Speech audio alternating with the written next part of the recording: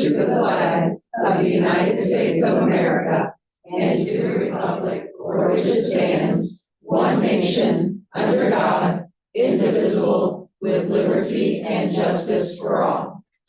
Thank you. Roll call, please.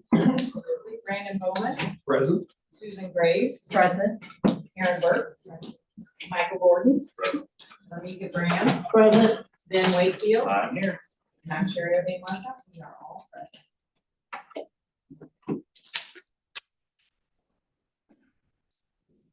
Thank you very much. Board, you've been presented with a copy of the agenda for tonight's meeting. Do you have a motion and a second to adopt the agenda? I make a motion that we accept the agenda for this evening. Second. A motion and a second. Any comment or discussion?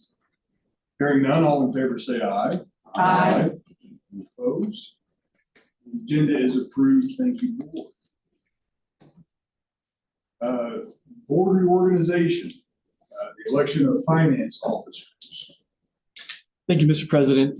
Members of the board, due to a clerical error in our procedures during the Board of Finance meeting at our January working session, I'd like to bring to you today the ask for the board to retroactively approve our finance officer board positions. Our practice has been to mirror officers for our overall board leadership positions, and as a result, I'd like to recommend Mr. Brandon Bowman as Board of Finance President and Mrs. Sherry O'Day-Marcotte as Board of Finance Secretary. I welcome any questions that you have and respectfully ask approval of the Board of Finance officers as outlined. I move that we accept Board of Finance officers as outlined. Second. I have a motion and a second. Any comment or discussion? Hearing none, all in favor say aye. Aye. Any opposed?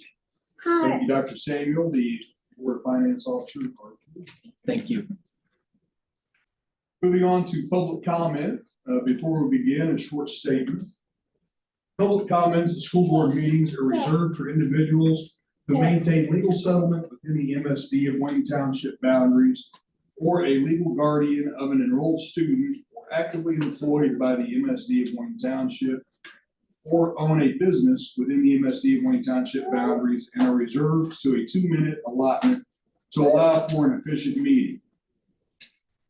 Persons wishing to address the board on a scheduled public agenda item shall sign in at the start of the meeting and present a driver's license or similar ID showing they reside within the MSD Wayne Township, or be verified as a guardian in the district's student management system, or present their valid employee identification badge. Business owners who wish to provide public comment must contact the superintendent in advance of the school board meeting to provide verification of ownership and location. Requests for public comments will be scheduled by the by the order in which they are received on the sign-in sheet. At his or her sole discretion, the board president may permit public comment on issues not listed as public agenda items. Public comments will be accepted for up to a maximum of 60 minutes, and all other comments after the allotted time may be submitted in writing to the superintendent for review. Dr. Suggs, do we have anyone signed up for public comment this evening? We do. We have two people who have signed up for public comment tonight. First is Molly Lucas.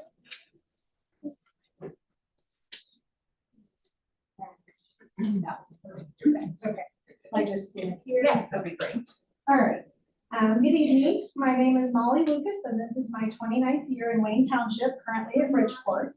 I'm speaking regarding SEA 1 as we face upcoming cuts and difficult decisions. While we know our legislators could have done more for public education, we believe Wayne Township could also have done more. In 29 years of teaching, I can honestly say I've never seen lower morale or more discussed within our township.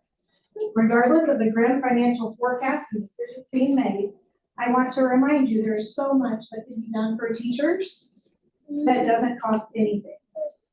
When contract negotiations were happening, we could have been given personal days that don't require prior approval costing nothing.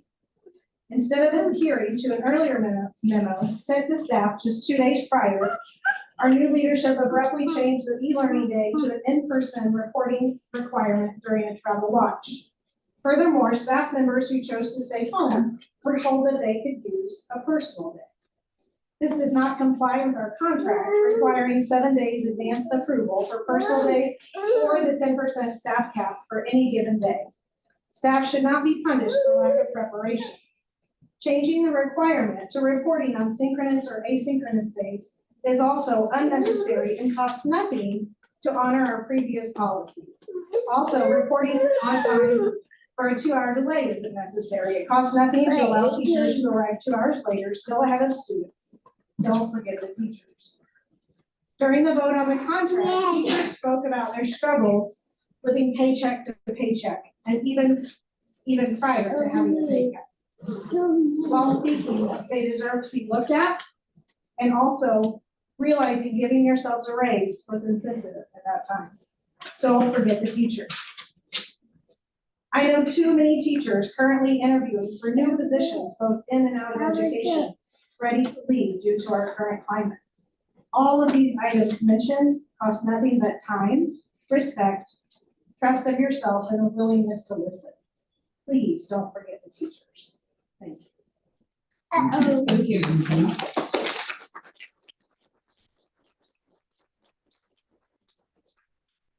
And next we have Kevin Goodman. Good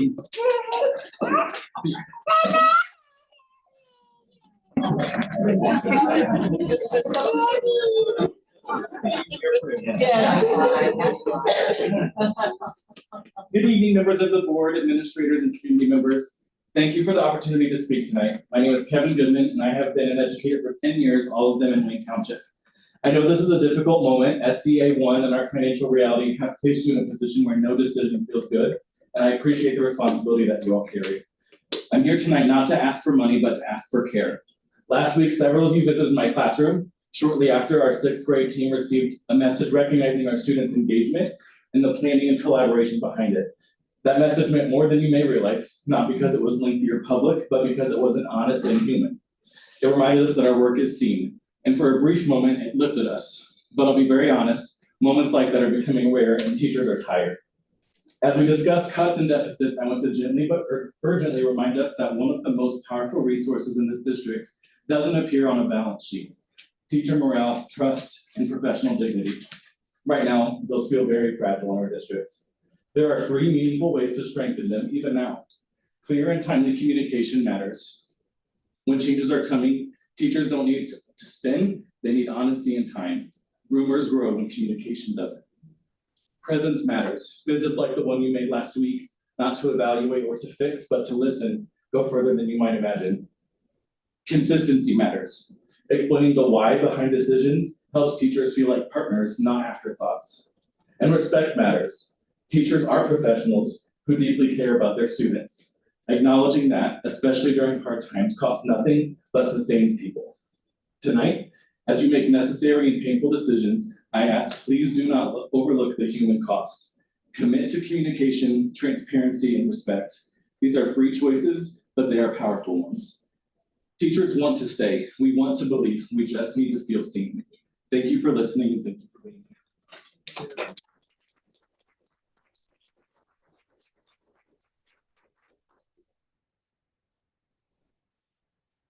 Thank you. Board, as part of your board documents, you've been provided with minutes of our last board meetings. We have a motion to approve the minutes as presented. I move it. Minutes. Second. I have a motion and a second. Is there any comment or discussion? Hearing none, all in favor say aye. Aye. Opposed? Minutes are approved. Thank you, board. Moving on to the financial report, Dr. Samuel. Thank you, Mr. President. Members of the board, included in your documents for tonight's meeting, you will find the claims docket totaling $18,964,236.97 for your review. A few items to note for this month.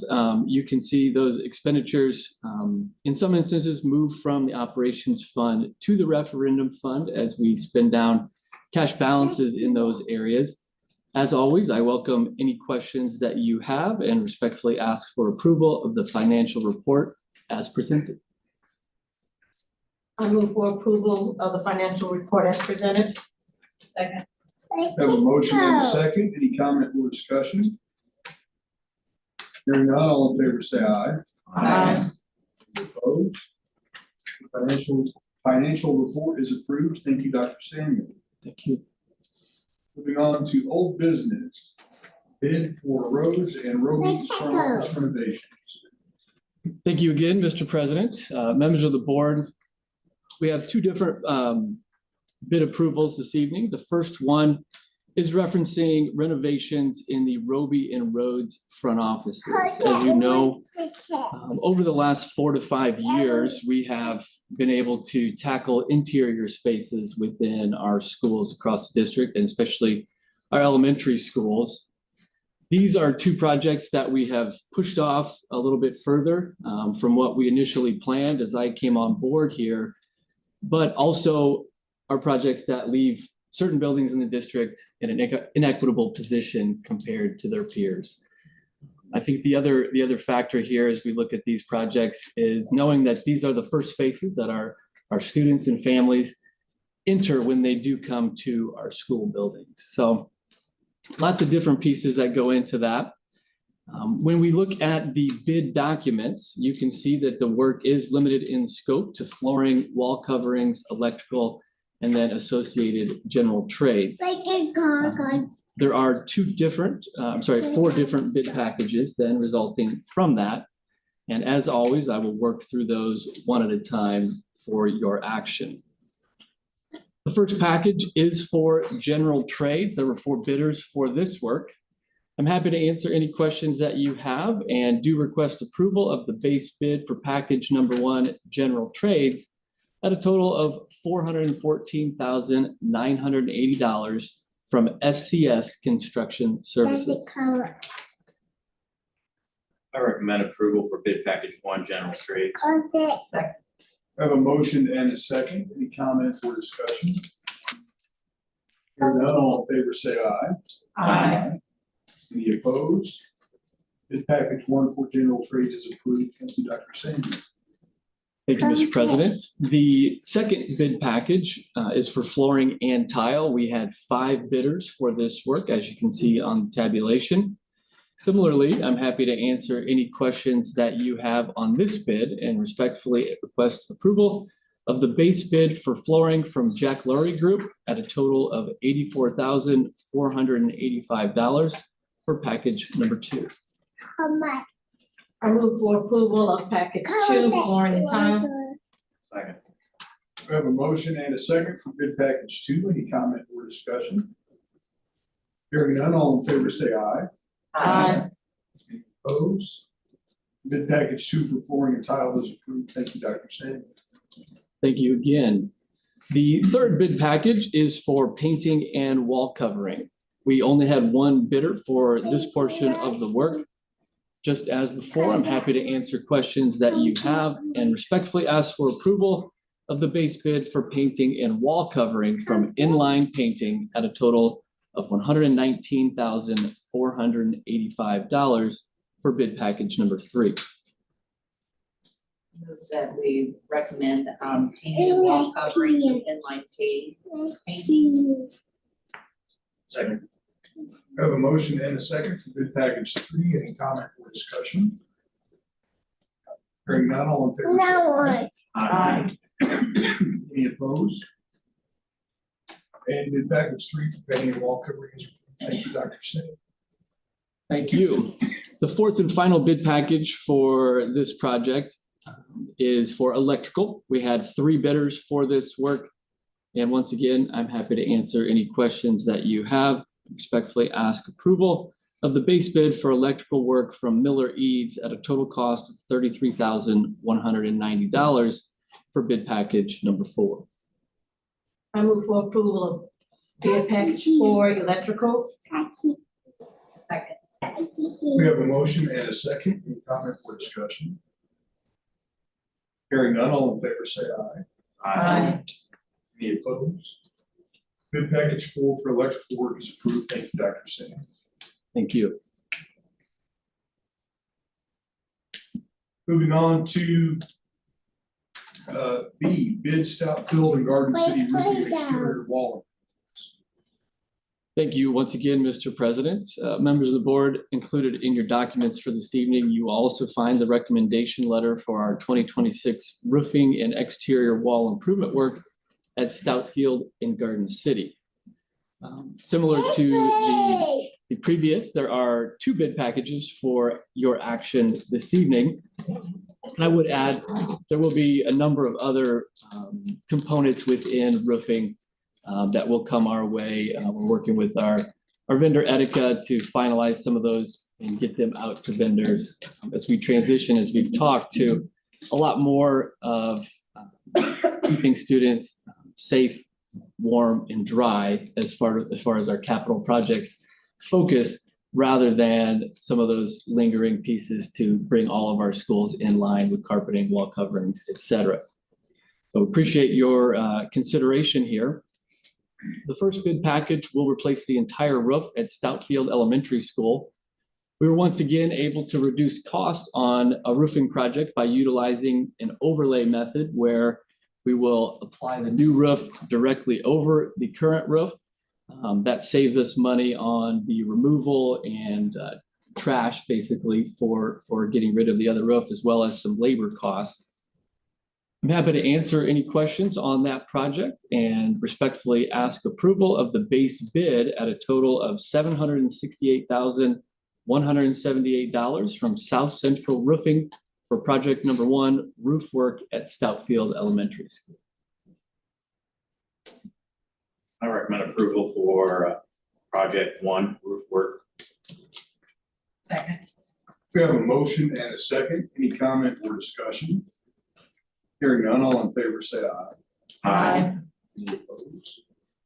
Bid package 1 for the Stoutfield Elementary roof replacement is approved. Thank you, Dr. Samuel. Thank you, Mr. President. The second bid package addresses exterior wall maintenance improvements at Garden City Elementary. This work is related to final completion of sealing and tuck pointing to ensure we prevent any future issues with environmental hazards like we experienced this summer at Garden City. As you know, there were some significant costs involved in remediation of those issues. So we're optimistic that this will prevent that in the future. And I think it really underscores the importance of maintenance of our facilities and how that can reduce costs into the future. I'm happy to answer any questions that you have and respectfully request approval of the base bid for $215,490 from Blakely for project number 2, wall work at Garden City Elementary. I recommend approval for project 2, wall work. Second. We have a motion and a second. Any comment or discussion? Hearing none, all in favor say aye. Aye. Any opposed? And package number 2 for the exterior wall work at Garden City is approved. Thank you, Dr. Stan. Thank you. Moving on to new business and human resources, Mr. Fessler. Thank you, Mr. President, members of the board. You've received in your board docs the human resources reports A1 and A2. Addendum A1, Addendum A2, and Addendum A2.1 have been made available for your review. I'd like to answer any questions you may have and respectfully ask that you approve the human resources reports A1, A2, and addendums A1, A2, and A2.1. I move for approval of the personnel reports as presented. Second. Have a motion and a second. Any comment or discussion? Hearing none, all in favor say aye. Aye. Any opposed? And human resources reports A1, A2, addendum A1, addendum A2, and A2.1 are approved. Thank you, Mr. Fessler. Thank you, Mr. President. Members of the board, I'd also like to recognize one of the new teachers that you just approved tonight. Brett Cooper is with us. Brett will be joining Ben Davis High School in the PE department. And additionally, Brett will serve as the head varsity football coach at Ben Davis. He's with us tonight. Thank you.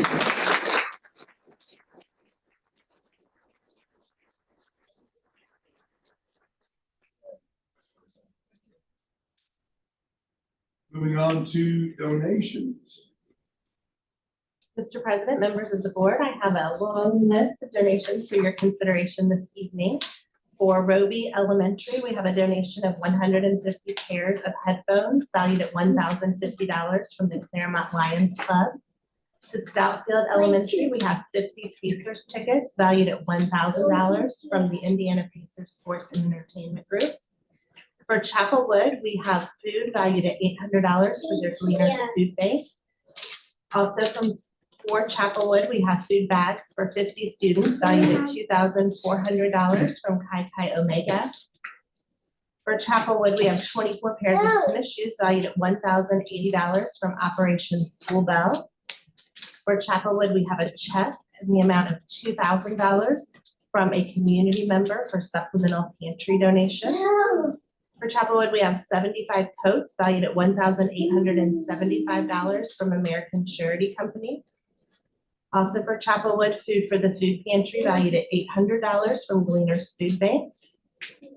12 bears, 50 hats, and 50 scarves valued at $250 from the Speedway Stitchers and Knitters to Chapelwood Elementary. Christmas gifts for a family valued at $200 from Prismian to Chapelwood. Christmas gifts for 6 families valued at $900 from Chapel Hill Lions Club to Chapelwood Elementary. Christmas gifts for 6 students valued at $900 from the YMCA to Chapelwood. Christmas gifts for 16 students valued at $1,600 from the Chapelwood staff to Chapelwood Elementary families. Gifts for 10 students, Secret Santa, $1,500 value from Ben Davis High School staff to Chapelwood Elementary. Gifts for 10 students valued at $1,000 from Chapel Hill United Methodist Church to Chapelwood Elementary. A check in the amount of $2,000 from a community member for supplemental funding for the food pantry to Chapelwood. Gifts for 2 students valued at $400 from the ABK sorority to Chapelwood Elementary. Gift cards and food bags valued at $4,500 from Chapelwood Christian Church to Chapelwood Elementary. Weekend meal power packs valued at $2,400 from Kai Kai Omega Chip Committee to Chapelwood Elementary. 225 homemade scarves valued at $1,125 from Church of the Master to Chapelwood. Boxes of food for 36 families valued at $900 from Lily via Gleaners to Chapelwood. Gifts and breakfast with Santa valued at $700 from the Wayne Township trustee to Chapelwood. A check in the amount of $500 from a community member to help holiday families for Chapelwood. Gifts, breakfast, and lunch valued at $300 from a community member for holiday meals and gifts to Chapelwood. A monetary donation of $500 for the robotics team at Ben Davis High School from a parent of a robotics team member. A $2,500 donation from the Indiana Bar Foundation for Ben Davis High School to be used for a mock trial. A Dodge Caravan valued at $4,500 from Tracy and Dave Fietch for the Area 31 program. A 2012 Chevy Silverado valued at $1,500 from R&M Electric for the Area 31 program. And 300 pairs of shoes valued at $22,500 from the Assistance League of Indianapolis for Wayne Township students pre-K through grade 5. Mr. President, members of the board, respectfully request approval of these donations. We approve the donations as listed by Dr. Pierce. I have a motion and a second. Any comments or discussion? You're satisfied. That was, All in favor, say aye. Aye. Any opposed? Donations are approved. Thank you, Dr. Pierce. Thank you. Moving on to field trips.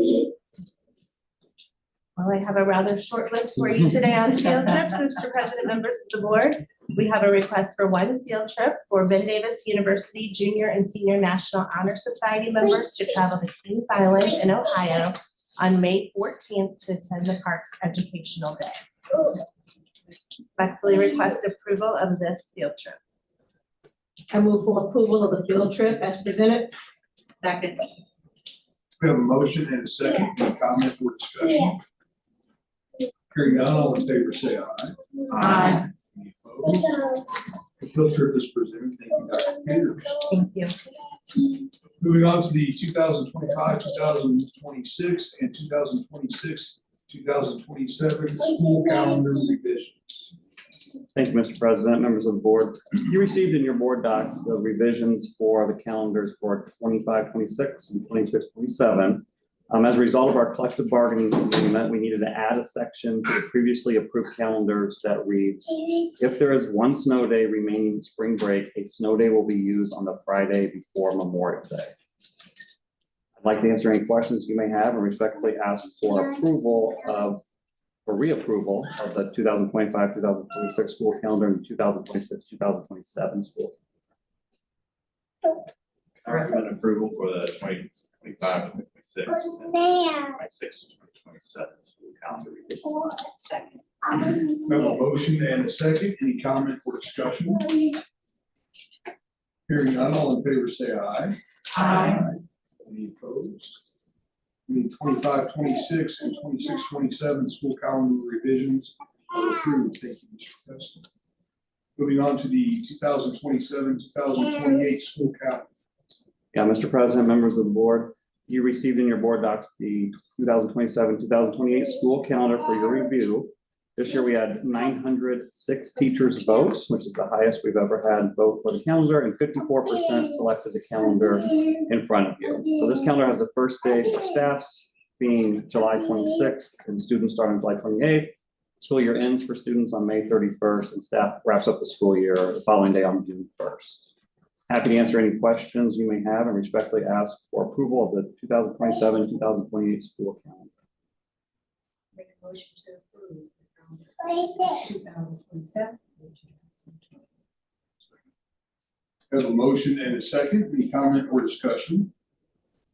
Hearing none, all in favor say aye. Aye. Any opposed? The 2027-2028 school calendar is approved. Thank you, Mr. Preston. Moving on to authorization to sign agreements for alternative services and private residential school placements. Yes, Mr. President, members of the board, I am requesting approval from the board to authorize Dr. Suggs to serve as the board's designee with signing authority for agreements related to alternative services and private residential school placements as needed for students who require what is called extraordinary educational need, which is for students who are identified as eligible for special education services and who need additional support beyond the services provided through the Office of Special Services. Respectfully request your approval of authorization of the alternative services and private residential school placement forward. I move for approval of authorization to sign agreements for alternative services and private residential school placements. We have a motion and a second. Any comment or discussion? Hearing none, all in favor say aye. Aye. Any opposed? And the authorization to sign agreements for alternative services and private residential school placement is approved. Thank you, Dr. Harris. Thank you, Mr.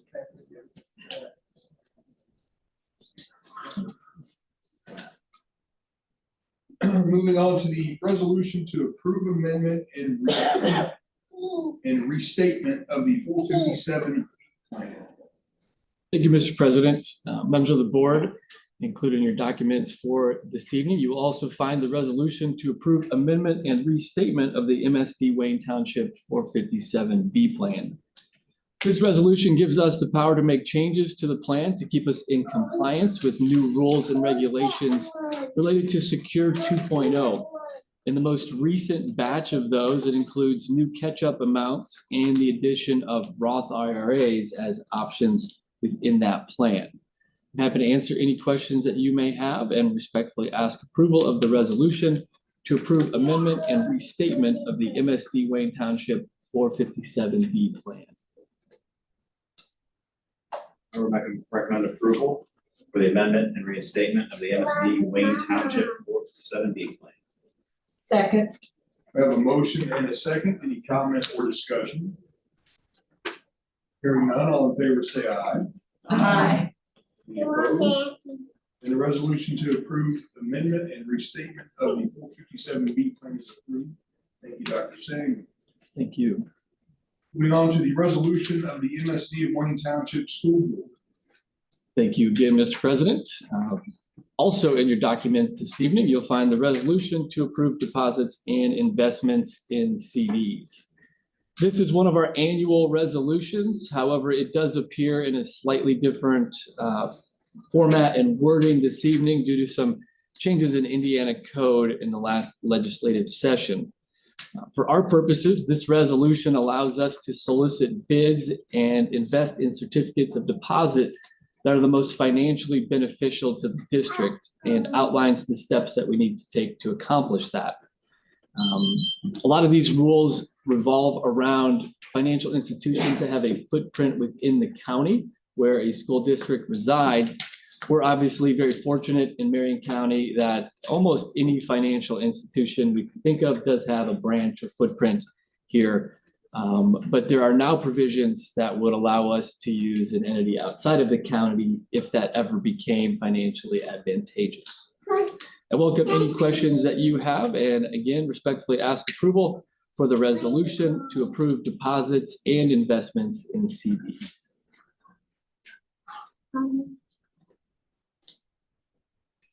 I move for approval of the resolution to approve deposits and investments in CDs. Second. We have a motion and a second. Any comment or discussion? Dr. Sandra, could you explain a little bit more what micro purchase means? I can't, I believe is that the next agenda item? We skipped one, yeah. Oh, sorry, my apologies. Yeah, well, I was a little confused, but. Well, let's go back. Let me talk about micro purchases. Okay, thank you. The next one. We want to make action. You gotta do that one. Okay. So we're gonna back up to, yeah. Any additional comment or discussion? All in favor, signify by saying aye. Aye. Any opposed? Dr. Samuel, the resolution is approved. Thank you, sir.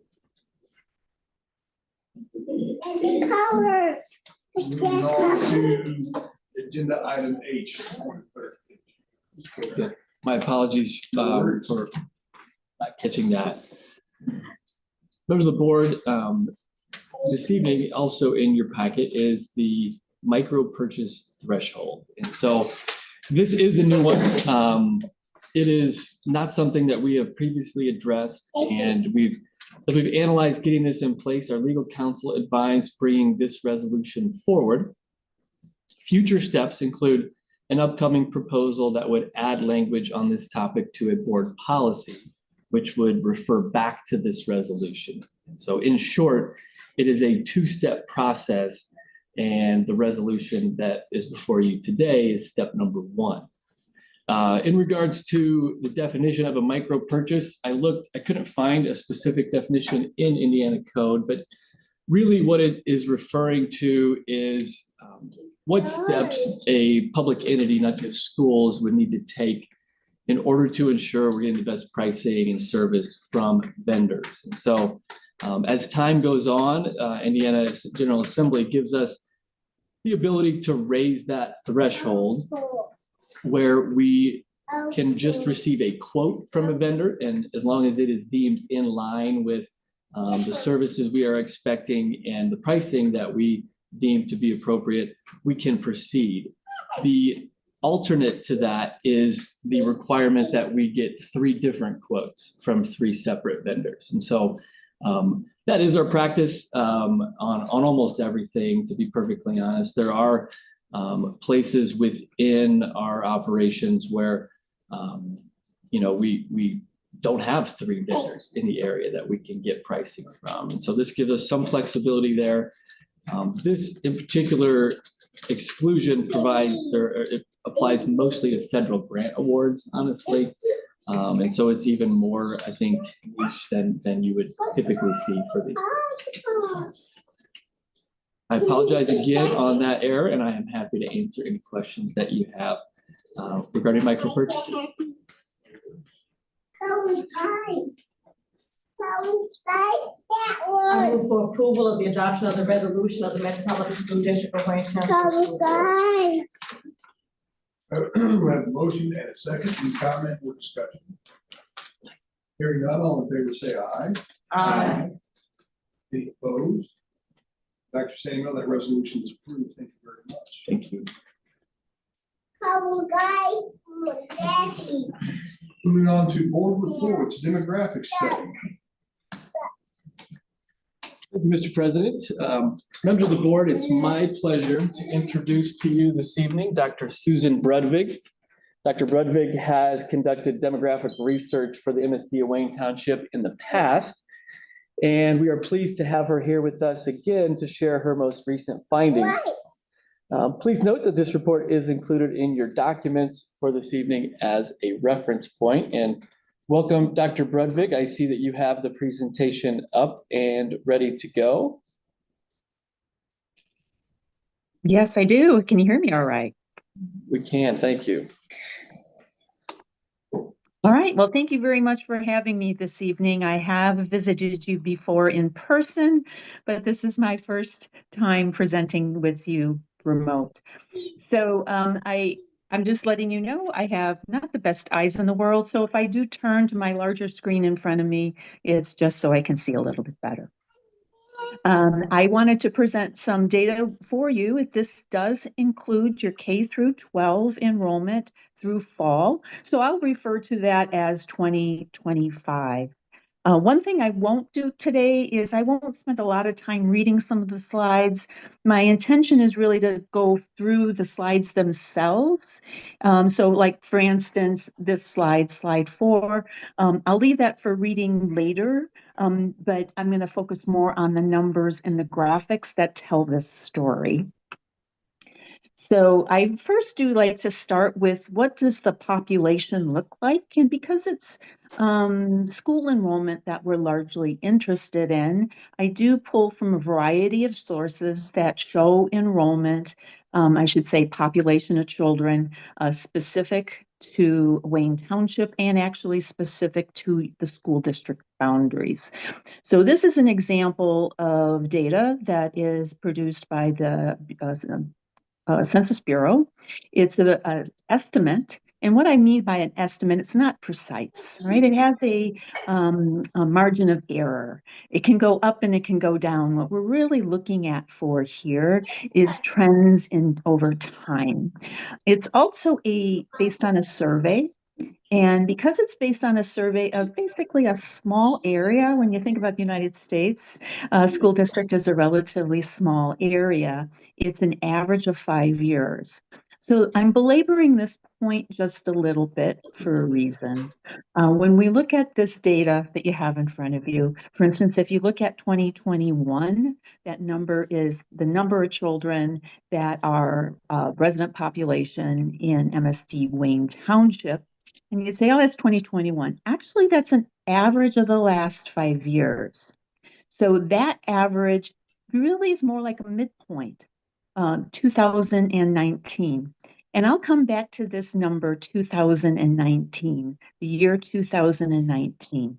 It's the year in which a lot of demographic patterns started to change and shift, not just in population, but also in enrollment. And if you think about what happened the year after that, that was our COVID year. A lot of change has occurred since then, including enrollment declines in your school district as well as others. I'm going to go on to the next slide, which is the number of state-funded students, and it says DOE, meaning this is data provided by the State Department of Education. So these are children who are funded by the state of Indiana to attend school, and these numbers show two things. The purple bar are those students who are residents and enrolled in your schools. And then the yellow little tiny piece that grows a little bit over time are those students who are residents of Wayne Township MSD, but choose to attend another school, for instance, a public charter, or would have a choice scholarship. And we can see over time that gold bar has slightly increased, and you may have seen that last number in fall of 2025, 1721, as being the number that we often think of as students who transfer out of the school district. Numbers not included here. Homeschool would be a very good example of a number that's not tracked by the Department of Education. A student who was privately funded to attend private school, not choice scholarship, would not be included here either. The next slide, I think, is also another important slide, and I will come back to this theme again later. This goes back again to that survey I mentioned from the Census Bureau. And again, it's still an estimate, so it's not precise. It does have a margin of error, but it is a look over a 10-year period of the estimate of the number of preschool-aged children who are resident in your school district boundaries. It's a very clear downward trend over time, a 10-year period minus over 20%. So again, I'll come back to this as being a theme of fewer numbers of preschool age children. And then one of the big pieces I have for you is the number of resident births. So this comes to us from the State Department of Health. It is county-wide. We do not necessarily are able to get data that is below the county level, but we do have a method in which to apportion it to your school district. So I am going to point out here that there is no zero on the y-axis. So it does magnify the trend here. So I'm intentionally doing that to draw your attention to what's going on. So one thing I really look at this trend of births over time, this goes back to 2001. So it's like almost a 25-year look back. I look at a graphic like this and I say, look, it looks like 14,500 is a really important number, and it is, because that's the number in which from that point births peaked in Marion County. Somewhere around the year 2007, 2008, that was the peak in terms of the number of births. That's very relevant because those children now are in high school or have graduated high school. And over time, they are being replaced by fewer and fewer numbers of students. So looking at nothing else, just on this basis alone, we would anticipate that enrollments would decline over time because larger graduating classes and smaller entering ones. We did have a considerable, though, change in pattern. Again, we have that COVID does a lot of things, 2020, and it changed some things, including birth patterns. We were at a low or a trough at that point in time. And then most recently, there's been a reversal in the birth numbers. So we're back to about 14,500-ish in terms of the number of births that have occurred to residents of Marion County. So I will come back to this as well when we talk about your forecast. So where did that bump or recent increase in the number of births come from? So here I have a quick look at the Marion County births by what we call the natality of mom or the natality of mother. And where was she born? Was she a foreign born or was she born here in the United States? And the most recent increase of births did come from mothers who were foreign born. It's also accompanied by an increase in the number of people who live within Marion County, also foreign born. So what would we do when we think about a forecast for births? One thing we're going to do is forecast the number of births out. I'll tell you that I do later on, I make an assumption about higher or lower births, but we do forecast the births out and account for them in our enrollment process. Another thing we do, because Marion County births, we're using those because they're total, we want to apportion them to the school district. So what percentage of births are accounted for as, for instance, kindergartners? And this is data specifically for your school district. And on average, if you look back to about 2008, about, 8 to 9% of births that were occurring in the county, those children, we could actually reliably count upon as coming into Wayne Township schools. I noted with Steve before that basically this number and this trend line is very, very telling. It is one of the tightest and most, it's just very tight trend line that very clearly gives us a direction in which it's going. We can see, I look for lower lows, right? So you can see the impact here, and I've pointed it out, of COVID. That's a lower percentage of students coming in. And that number was repeated 2 years later, lower. And again, 2025 fall, another lower low. These are very clear indications that the percentage of births is actually going down. What I mean by that is even with an increase in Marion County births, your share of that increase is declining, and it's declining over time. So some of the things I look at when I look at enrollment patterns, I have a look back here about 20 years of your total enrollment. This is fall enrollment, and it is tied to your ADM or your certified enrollment counts. So those things are tied to your funding.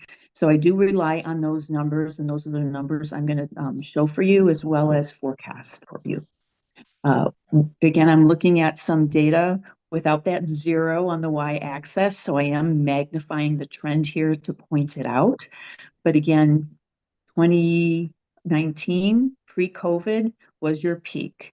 That year, your enrollment peaked at about 17,000 students, and most recently was at about 15,000 students. So we clearly see it rising and then falling after COVID.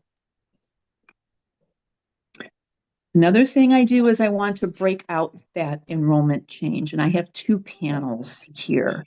The top panel basically is year-to-year change. Those numbers you saw previously, are they growing or declining? And you can see where it actually starts declining post-COVID.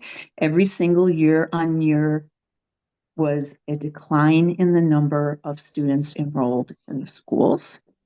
And then the bottom panel is what we call replacement and retention. And so those figures basically indicate why numbers either increased or declined.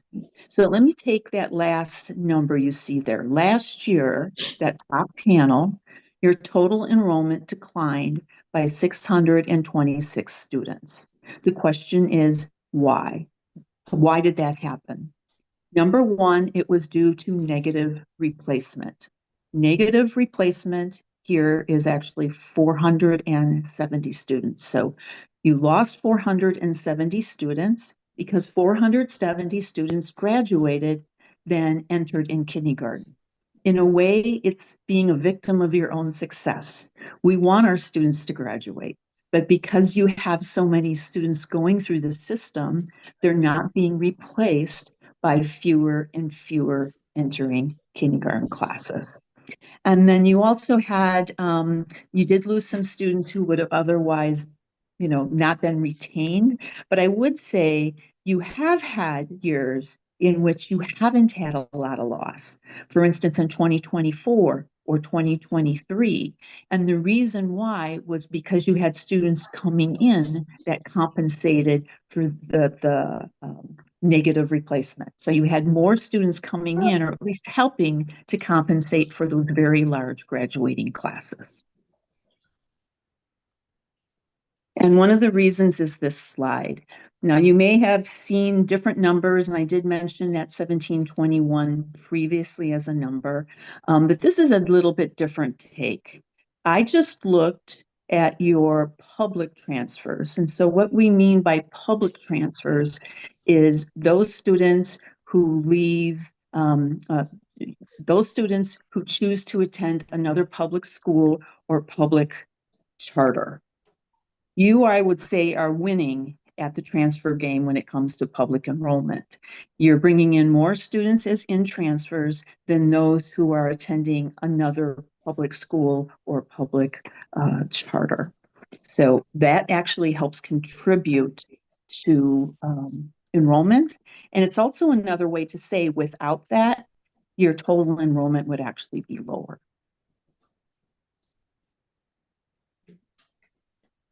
Oops, sorry about that. I have a very loose mouse. So I'm going to talk a little bit about what I do with an enrollment forecast, and this is an enrollment forecast. One thing I'm looking at is I am looking at kindergartners and tying those to the births. I vary the assumptions higher or lower. Another thing I'm looking at is I am looking at whether or not how students progress from grade to grade.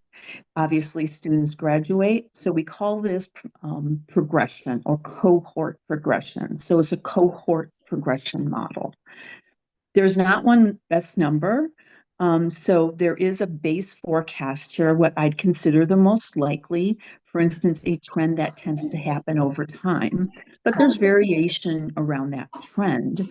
So some of the more favorable patterns for growth, those go into a high forecast, as well as some of the more unfavorable patterns for growth, those go into a low forecast. So I'm going to basically focus right now on what we would call the base forecast, but I will show you the high and the low in a bit. So this is divided into two 10-year sections. And on the left-hand side, you see your last 10 years. Again, I'll point out that 2019 peak from which you started to decline. And on the right-hand side is a forecast of your enrollment. So you were at about 17,000 students 5 years ago, about 15,000 today.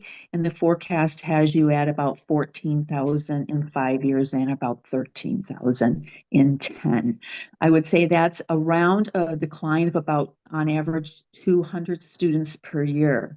So compared to what you recently experienced, which was a loss of 600 plus students, this forecast actually kind of is a balance and says that's a bit of a one-off.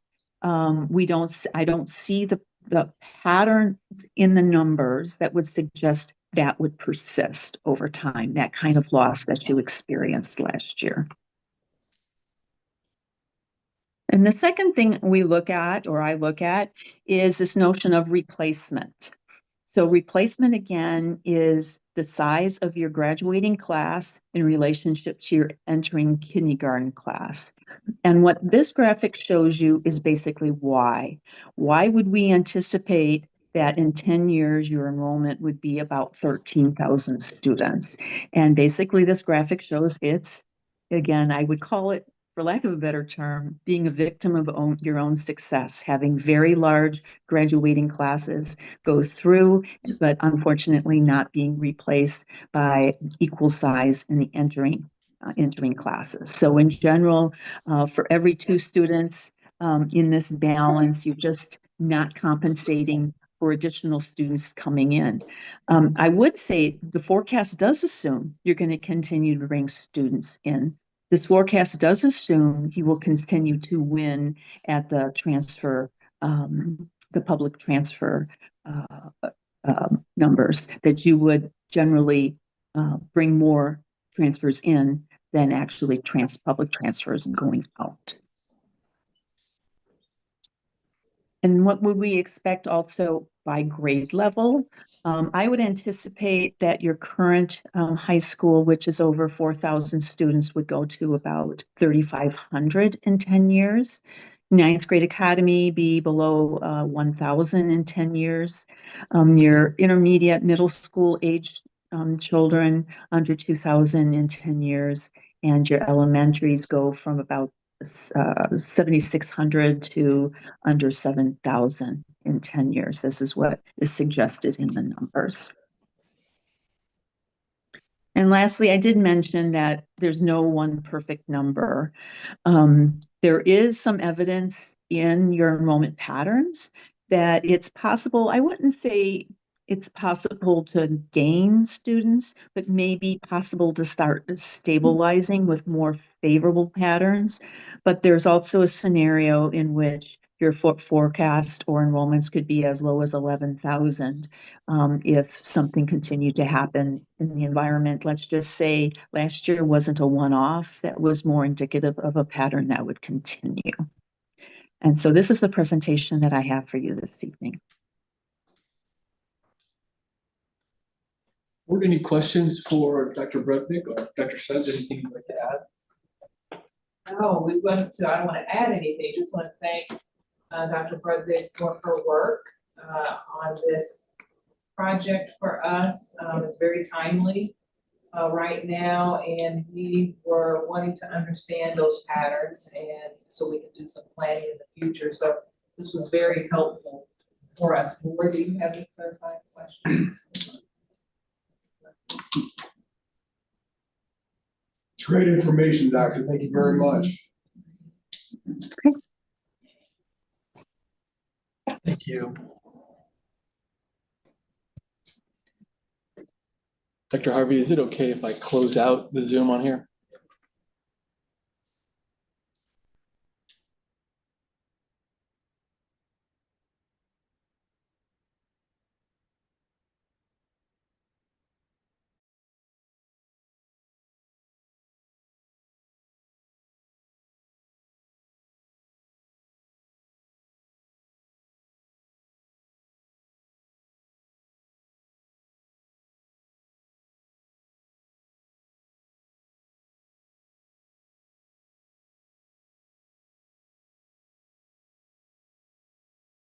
Numbers and then a little bit about what we're looking for and looking forward. Okay. So you can see this year, we're just over 2,200 staff, almost divided in half, with a few more on the certified side than classified side. This breaks it down, we're doing graphically, male and female, and then graphic by race.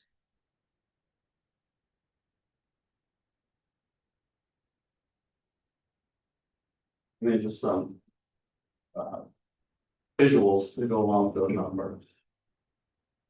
That's been pretty steady as we look back over the years. There's a few more certified males this year, and then demographically we have gotten a little more diverse year by year.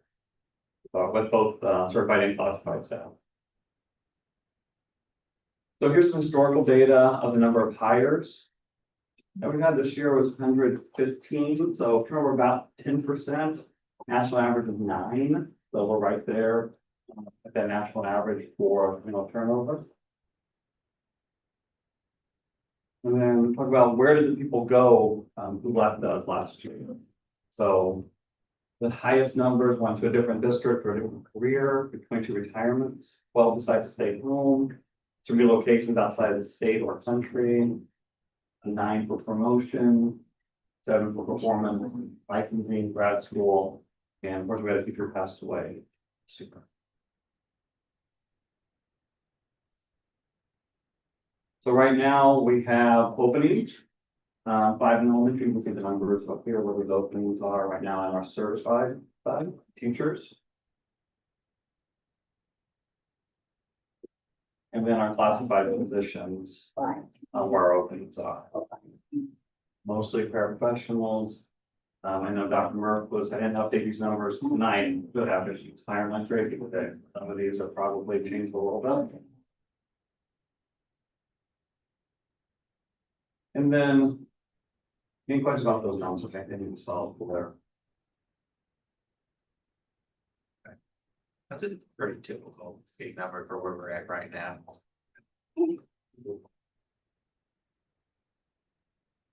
So as we look at and talk about developing great people and pathways for all of our staff, certified and classified, to, if there's something that they're looking at to do differently. Some of those pathways are in special education through the ICL program and some other alternative licensing. We have our adult education partnership, who has a little bit of a unique program. They are working with people who are foreign born, but were teachers in their country. They've come to the United States, they've worked here, and they have a great program where they're working with them to get their transcripts reviewed and monitored to see what transfers over to an American transcript, what they needed to become a teacher. They're helping them with the praxis test as well. And we actually just hired at Bridgeport, actually a big group here. We hired Victoria, who came out of this program and taught in her native country in Township kindergarten, Bridgeport. So they have a few more that are in the pipeline that are going to be ready real soon. We also have transition. Currently, we have 33 teachers in a transition to teaching program. So these are other career people who decided education was for them. And that's all over the board in terms of what program they might be in, because there are a lot of those programs right now that you can do. We have one that we partnered with for quite a while, and that's the district-based alternative certification through IU Indianapolis. And that is a program for current employees, typically paraprofessionals. We've had a couple secretaries, building subs. But typically, they have a degree somewhere else and they are going through that program. It meets in person and virtually. We host part of that program. Ike has a night and we have a night that we host. So the cohort has grown to not just be Wayne, but Pike, Decatur, Washington also have these programs. One, we're excited about that program, but another one that we just talked to IU Indianapolis about is called ADAPT. And this is for people where we have a little bit more. We did have. When we first started the district-based alternative certification, we had a big cohort. We had our own cohort. They met here. We saw 15 people. We hired a whole bunch of them out of that program. That numbers kind of saturated a little bit. And other programs became maybe more friendly to folks who couldn't come in person. We needed to work at a different pace. And so I lost a little bit of steam, but we still have enough every year. We have a cohort in there. But there's a group of employees who have some college credits, but they don't have enough to graduate. And so that was an area we started to look at through American College Education, through other programs, but IU India has just come up with the ADAPT program. So this is for people who have 30 credits or 60 or 90, somewhere in there, to help those folks finish up and get their education degree while they still work. And so we actually have a call out meeting for both coming up very soon for both of the programs. And our education foundation has been great with scholarships for our staff who are looking to be in programs like that. We have our grant collaboration with IU Indy and University of Indianapolis for on at the high school levels. You know, we have the class, we talked about the class before at Ben Davis High School. They call them the Future Influencers class. They thought it was kind of cooler, I guess, than future teachers, but the Future Influencers class.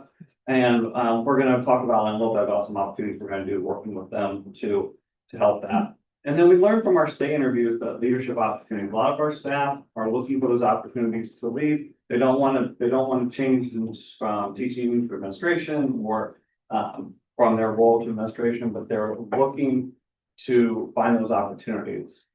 And as we talked about that, just some research said that when teachers have leadership roles in decision making, their actually student achievement goes up. And so in schools where teachers are asked for input and work collaboratively with administration, they see an increase in their student test scores. And when genuine teacher voice is included, report higher job satisfaction, more rewarding work, which we know is tied to.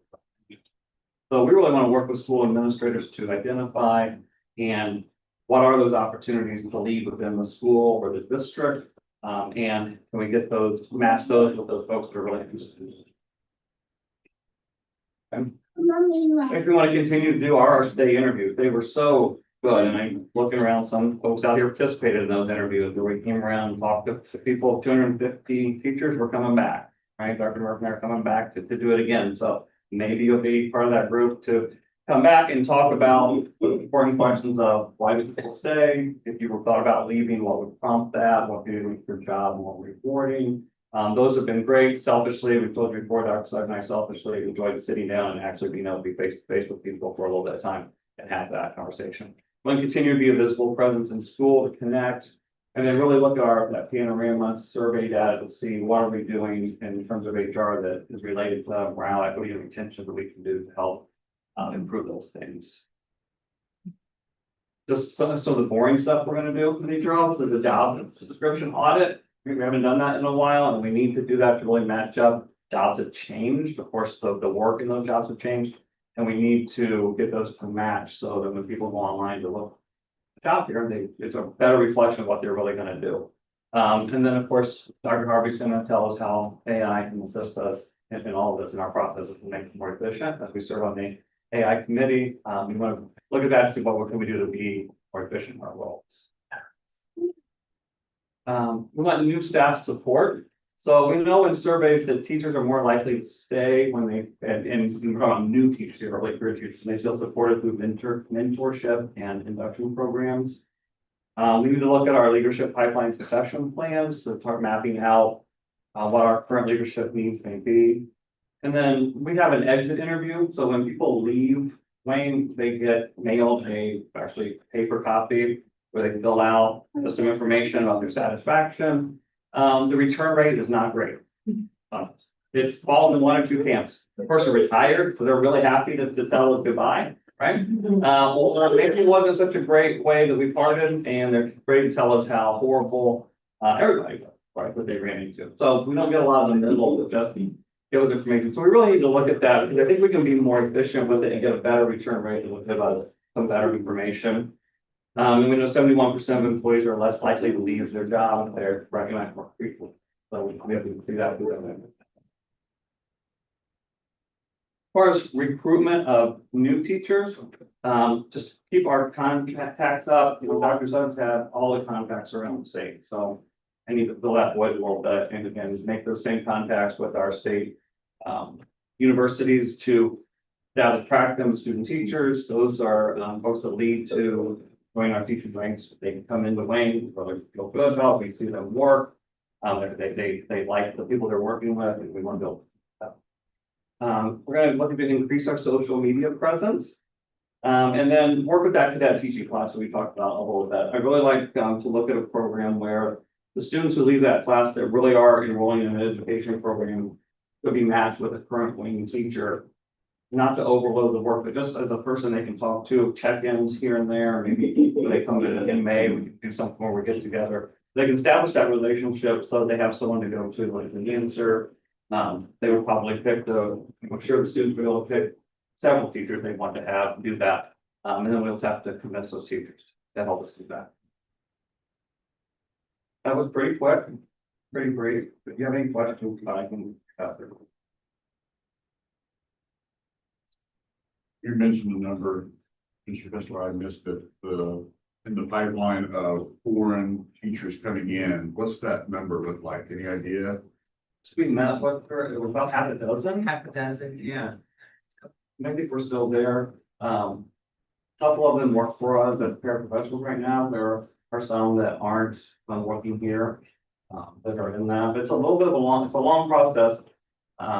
It's it all has been great. They are paying for that review of the transcripts, which is really what takes a little bit of time because you got people coming in from all over. But people who are already paraprofessionals are in that program, we know their work. We're really excited for them to finish and be able to find a position. And we've got people for teaching chemistry in their country and see them get caught up on those transcripts to be able to come in here and start teaching. It's very early in the spring semester, but do you have any feedback on our young talent, student teachers in the pipeline, what the spring hiring might look like? We don't yet. We will have a time where we ask our students, they like to interview with our principals, so our principals give us some feedback. That typically happens late February, early March. Great. I do know our numbers are down in terms of student teachers, and I think that's reflective of the programs. Right now, we're being told those numbers are still down, so, yeah, we don't have as many as we typically have. We already have a date for IU, Purdue, Butler to go for their interview days, so waiting to hear from UND, excuse me, IUND, Ball State. Mr. Bustler, when you do the state interviews, what are some of the reasons why I'm interested? Typically, it is two things, the students and colleagues. Is what I expect. It's not, we didn't really hear, I love to see traction. It was, I can't wait to, yeah, I can't teach this book, although besides the English teacher, connection with English teachers, always ask them what's their favorite book to teach. But it was really, one of the questions we say is, what are you looking forward to on your way into work? And that answer was 99%. The kids and my colleagues, I want to see my friends at work. But they want to see. And, you know, that school, that grade level, that department established that, that feeling.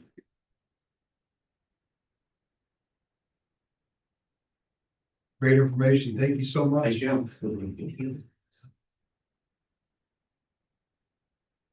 Moving on to the 2025-2026 transfer data. Thank you, Mr. President. I do want to tell Mr. Professor I was optimistic that this year, a little-known dissertation titled "Factors That Influence Teacher Retention" that was put out into the, I think it might be cited, but gravity, I haven't done whole. There's a lot of junk in there. I kid. Thank you again, members of the board. I'm going to try to zoom in a little bit here. This should look relatively familiar. It's something that we bring to you every year. And the DOE, after our count dates, publishes what they call the enrollment and transfer report. And then they just grab it and do a couple, quick little tweaks to take a look at this. So we're going to start at 30,000 feet and then drill down to, a much more granular level without taking up too much time here. So this one, though, I think tells a really important story. You can see what I've grabbed as kind of a peer group around the area on the west side of Annapolis or within Marion County. And I would point you to the number on the far right. That is the net public and choice scholarship transfers. So it is, as Dr. Brudvig mentioned, not uncommon for districts to have some in and out, and we are no different than that. But she did a great job of highlighting that, people are choosing money. And what you see on this graph or this chart is you see that in the numbers. And so we'll go that a little bit further, that minus 294 total migration is a little bit different than what Dr. Brudvig was talking about, because that does include choice scholarships. So that's what pushes that number into the negative from that positive number if we're only looking at public school choices within this market. Every district has a different story. Our purpose isn't to talk about any of those this evening, but more merely to give as a frame of reference for what this is for Wayne Township. Any questions on this portion here? All right, let's look at transfers in. We can't get to grade level data, but we can get to school district data. So where are students who come to Wayne Township coming from? So I don't need to necessarily read all of these to you, but you can see what's a pretty predictable list as you go down because of location geographically mostly. And then of course, because of Achieve Virtual Education, as we scroll down, you're going to start to see lots of one-offs. You have DeKalb County Eastern Community School District. Well, I'd be willing to bet they're not commuting every day to the west side of Indianapolis, but certainly possible. And so that's where the migration is coming from. Migration out, where are our students going?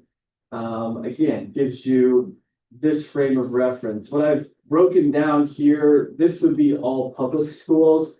I'll scroll down a little bit farther here in a moment and give you a little frame of reference for some of the other choices that are out there.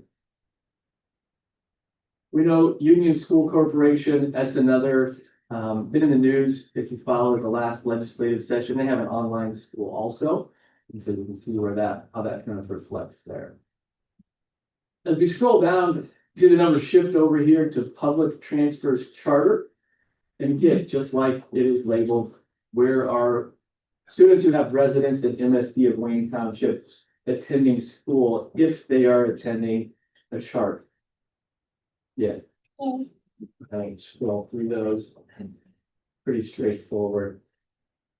And then on the far right, it does shift into those non-public transfers, those choice scholarships that those would be the unique ones that weren't captured in the data Dr. Bredvik provided, but you can see here what that looks like. Very, very straightforward, but always important information for us to keep an eye on. You know, we've, I think, in Wayne Township embraced that environment for a long time, and the data continues to bear that out. We have great people working with our students, and as a result, we have families that want their children in those classrooms with those people. Any questions before I end it off? Great information. Thank you, sir. Moving on to the overview of Senate Enrolled Act 1. Thank you, Mr. President, members of the board. I want to thank you and our staff and that are here tonight, not for just being here, which is amazing, as we share this information, but for your patience as we have, along with our commission of 300 people, some of you in this room participated, really took the time to help us dissect the ways in which we can become solvent financially, plan for the future, and protect the classroom. And so tonight is an overview. So I won't get into the deep details of certain programs but you will have a good idea of the direction that we're moving in. That I certainly hope will be helpful tonight, but also moving forward. And then we'll come back at a later date in the very near future to give more detail about how our district's moving forward. And so this really is about cost efficiency measures and how we optimize our resources. Do I need to point it? Down? Got it. What we've learned since the commission, and we started that work back in October, having conversations, and now here we are in February. Dr. Samuel did a presentation just last school board meeting to talk about, it was the Board of Finance report, and talk about the projections and where we landed at the end of the fiscal year. It's important to understand, and I know you do, being in our schools, and when the books and things open, that our fiscal year is January 1 to December 31st, which sometimes comes into conflict with the school year, right, which is July 1 to June 30. So any school district that is doing their budget is looking 2 years out because of that overlap, right? But at the end of 2025, when we first met with the commission, with staff, we knew that we were estimating a $15 million deficit. What the actuals came back was a $10 million deficit. And so what was the shift there? What happened between the time that we did those projections and then the actuals at the end of December of 25? We looked back at some of the levers we were able to push, including efficiencies in transportation, some overtime reductions, staffing adjustments to reflect student enrollment. And as we learned tonight, it's continued to decline. And so we made those adjustments as we went along. We also realized a few more dollars in our tax entities that we weren't expecting. It's not a whole lot of dollars, but it contributed to that $5 million that we saw some reductions and landed us at the end of 2025 with a $10 million deficit. So that's good news in that we are doing some things actively as a district to address the shortfalls. Okay? That's just a visual, for some I've learned over time, it's easier to understand than to see. That we projected 15 million, actually ended it at 10 million. And the reductions we were able to find over time represented about 33%. And had an impact on that deficit. So we are excited about that. Okay. So what were the goals of SCA 1 as we met as a commission? One, to balance the budget by 2027. That's pretty aggressive. And I'll show you why. Certainly, we would love to be able to balance meaning we'd be solvent and not experiencing these sharp declines in our budget. Protect students and the classrooms as much as possible and preserve financial stability for staff pay and future needs. So that's what we set off as our goals. What is SCA 1? This is really quick because I know most everyone in this room knows exactly what it is, but it is focused on property tax relief for all properties. SCA 1 is the legislation from this past session, not the current session, but the past session. And it affects homes, businesses, agriculture, so our farms, apartments, and such entities. It impacts all cities, towns, counties, libraries, townships, schools, etc. This is why Wayne Township is not the only school district that is having this conversation. This is statewide, it affects us all in different ways, but affects us all. Okay, so our financial deficit projections over time, this is a really important slide. Beginning in 2021, we had an uptick. You'll see in 24, the decline in our cash flow based on how we are funded by the state, and then how that's going to continue to decline over time through 2028 as a result of Senate Enrolled Act 1. So this is a great slide to help also illustrate our cash balance. This is the money that we have in the bank, okay?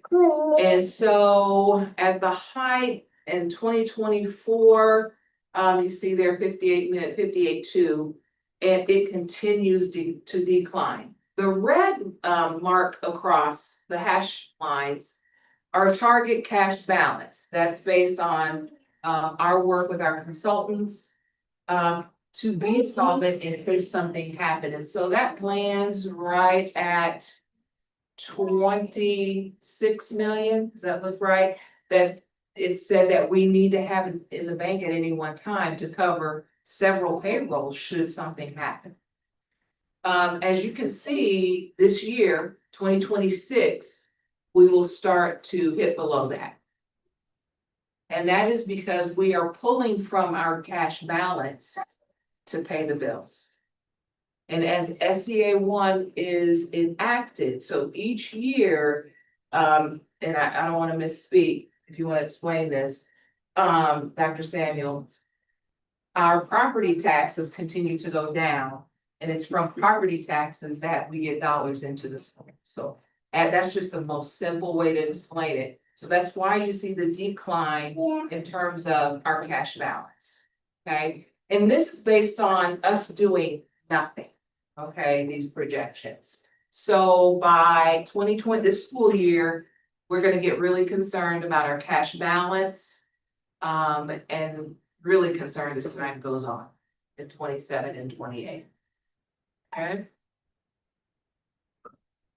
Declining enrollment, you've heard that several times tonight. So the red line is enrollment, student enrollment. As you heard, it looks like we're gonna sit at right at 15,000 here for the next couple of years and then expect dip of 200 students from then on over time. And then the number of positions. versus the enrollment. So that's something we really have to take a close look at. Question becomes, how does that happen? How do you have all of this staff, right? And we have declining enrollment. Well, several things happen, but one of the biggest is that there are mandates that come from the state, things we have to do as school systems that cause us to do some hiring. Or they say these positions need to exist, usually with support from the state financially, and then that support drops off over time. But the mandate stays in place. All right, so we're facing some of those mandates in the upcoming school year. We're thinking through those in terms of math, especially at the elementary level. And so we're gonna have to be creative to meet that demand and make sure students are getting the supports at that tier 2 and tier 3.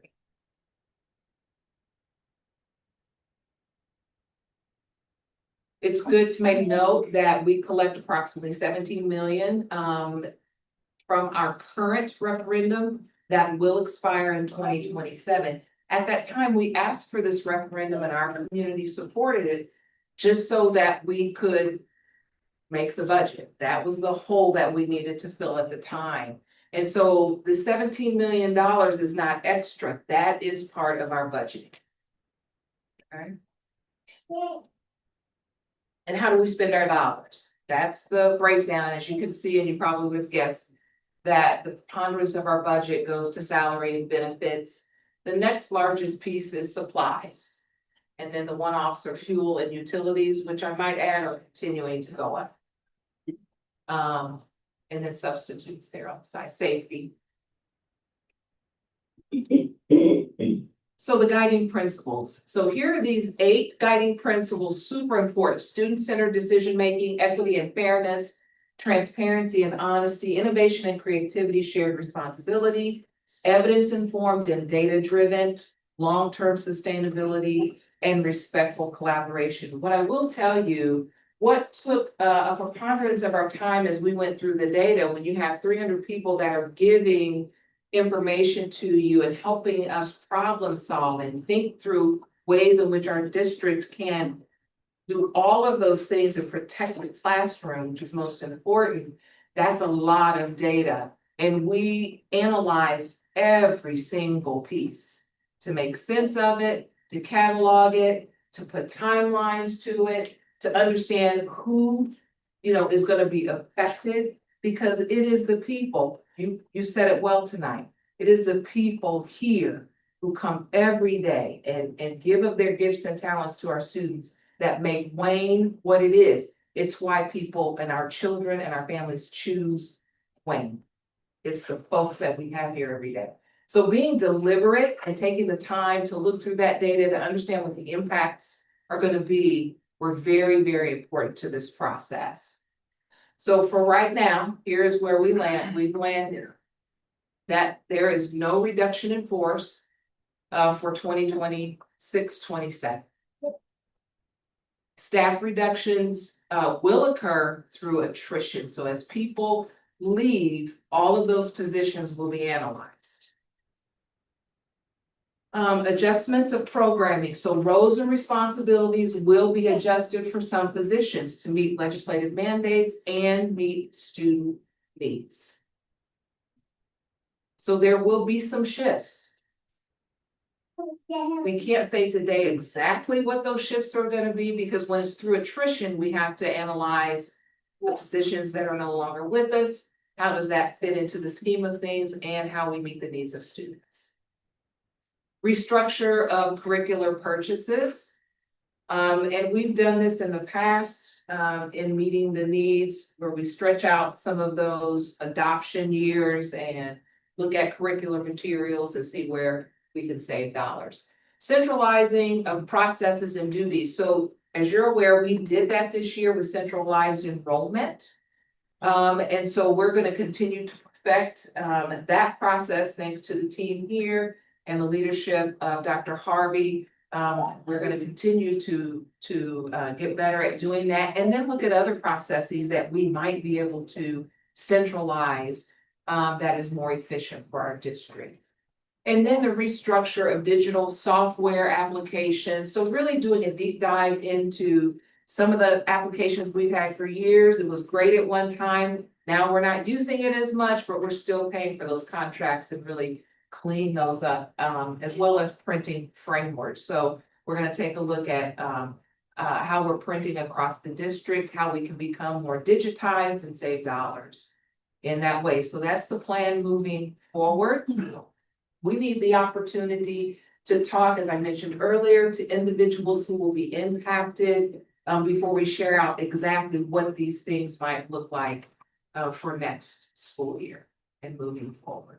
But we'll share that data here in the very near future. Board, you got any questions?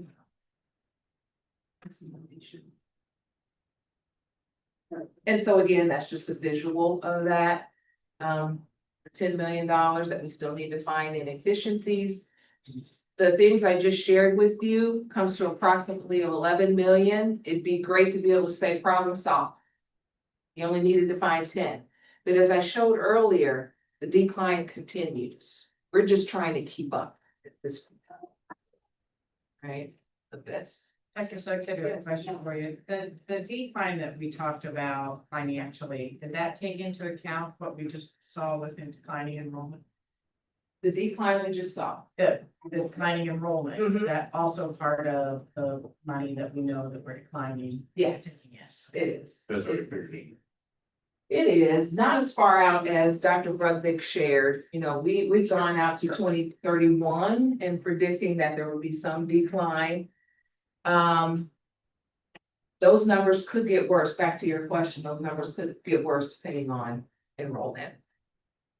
So it does feel like this thing we're chasing after, we're trying to catch up, but we're running as fast as we can, promise.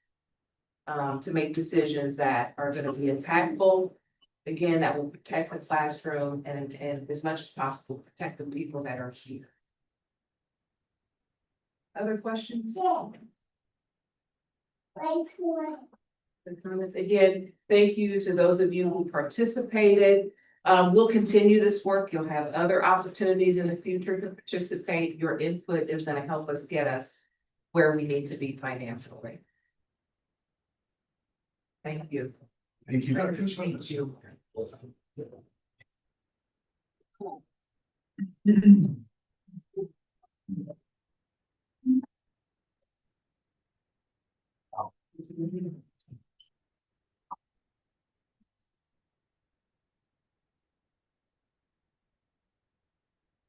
Dr. Suggs, do you have any more information or comments this evening? So I do have a few. Some I'm just super excited about. Wanted to share that the General Assembly is still moving right along. We're in February, as you know, they're cutting this really short. It usually goes till mid-March. And we're expecting that the session will end February 27th. Just a couple of bills I want you to be aware of. Senate Bill 778 is our wireless communications device policy to secure phones during school hours. So really the conversation is where, if you think of our secondary schools, and lockers, and a lot of our kids don't use the lockers. There are some of our schools that don't have a place to secure them. So that's really the discussion in that Senate bill. So we'll keep you posted. And then there's Senate Bill 159, School Technology Plans and Policies, that seeks to give parents the ability to change access options on our school-based devices, the devices we send home. So we're analyzing that bill in terms of any financial obligation that's gonna place our district in order to make that happen and give that access to parents.